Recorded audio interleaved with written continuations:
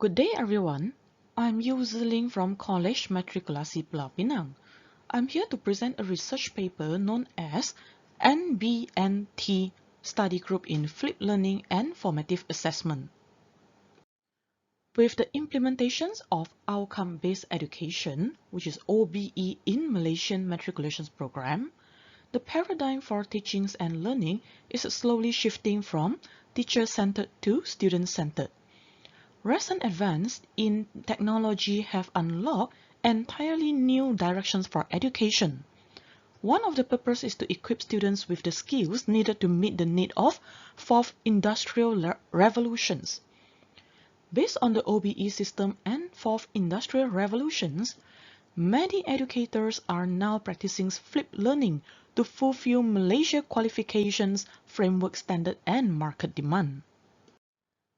Since OBE is an educational system that focuses on student-centered learning, there's a need to explore new instructional strategies that can be used to promote student-centered learning.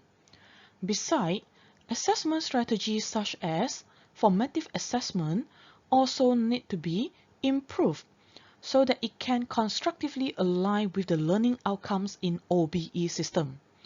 In response to fourth industrial revolutions, technologies such as computers and handheld devices are being used to support both teachings and learning. However, there have been many arguments on the pros and cons of using technology in education. The finding in past studies shows that people are losing the art of face-to-face communication, which may have significant negative impact on their social skill. Thus, researcher has proposed a new instructional strategy known as NBNT study group, where NB stands for no books being used in before class preparation, everything can be accessed online, while NT stands for no technology allowed during in-class discussion to enhance students' engagement in class. There are three research questions in this study. First, how do students perceive the use of NBNT study group in flipped classroom? Second, what is the roles of NBNT study group in formative assessment? And lastly, what are the strengths and weaknesses of NBNT study group? Next, the purposes of the study is 1. To investigate students' perception towards the use of NBNT study group in flipped classroom. 2. To investigate the roles of NBNT study group in formative assessment. 3 is to investigate the strengths and the weaknesses of NBNT study group. The diagram shows the theoretical framework of the study, which shows the dynamic nature of the flipped classroom in NBNT study group. According to past studies, BERT 2011 has identified 6 advantages in using study group in classroom, while Beebe and Masterson 2003 has stated 4 disadvantages of using study group in classroom, as shown in the diagram. Osdemli and Esikoy 2016 have listed 4 main pillars that will affect the effectiveness of flipped learning, which are flexible environment, learning culture, intentional content, and also the professional levels of educator. And there is a misconception in flipped learning. Flipped learning is not synonym with online videos, and it is not about using video to replace the educators. The focus of flipped learning is about the quality of in-class face-to-face communications. What is formative assessment? According to MQA 2014, it provides the information needed to adjust teachings and learning while they are happening. And Williams 2007 have listed 5 main criteria in formative assessment as shown in the diagram. This study uses descriptive design, which consists of survey and in-class observations. Purposive sampling method was used to select 18 samples for the study. The selected students, they were all underachievers.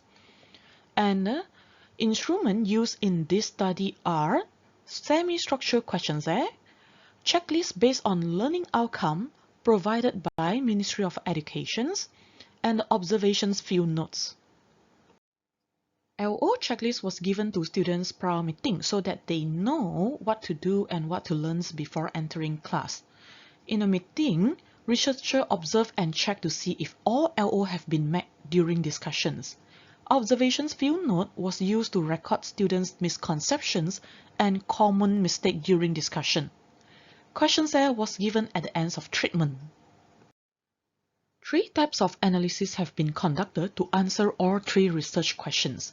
For first research questions, data for questionnaire were recorded in Excel, and then SPSS was used to analyze the data from closed-ended questions. For research questions number 2, data for field notes were recorded in Excel. Frequency count was used to identify students' common mistakes and misconceptions. And RQ3, data for questionnaire again were recorded in the Excel. Coding was used to identify the themes from the 2 open-ended questions. Table 1 shows the analysis from closed-ended questions. Table 2 shows the analysis of students' misconception and common mistakes by topic. Other general issues observed during NBNT study group were the careless mistake in calculations and also the inability to answer questions written in English. Table 3 shows the analysis from 2 open-ended questions. 5 themes have been identified through the analysis, which is motivation, interactions, effective learning, frequency, and facility. Students agree that by banning handheld devices in class, it has given them more opportunity to communicate and interact with their friends. Without the distractions of technology, they felt more motivated in studying and they were more engaged in classroom, which is a sign of active learning has taken place in class. Besides, they were able to remember the content better than they studied in a traditional classroom, including the topic that they disliked. By using checklists for learning outcome and a field note to record students' misconceptions and mistakes, researcher was able to assess students' performance formatively. Students' mistakes and misconceptions were identified and were corrected immediately because, according to William 2007, immediate feedbacks help students to learn more effective in classroom. And this supported Vygotsky theory, where appropriate guidance play a very important role in education. With adequate guidance, especially during discussion, it helps students to advance faster and better in learning process. The strengths of NBNT study group are: number 1, it makes learning more fun to students, enhance students' motivations in learning and thus they become more engaged in classroom. 2, pre-class preparations created an opportunity to enhance students' ICT generic skills, while in-class discussions provide a platform for students to enhance their transferable skills. And 3, it can be used to assess students' performance formatively. The weaknesses identified in this study are: first, some of the students they came without preparations. As consequence, they were unable to recall anything during discussions. Number 2, there are students who are too passive and they rely on other people's answer. And number 3, facility constraints make students feel less comfortable while discussing and solving questions. And at last is the time constraints.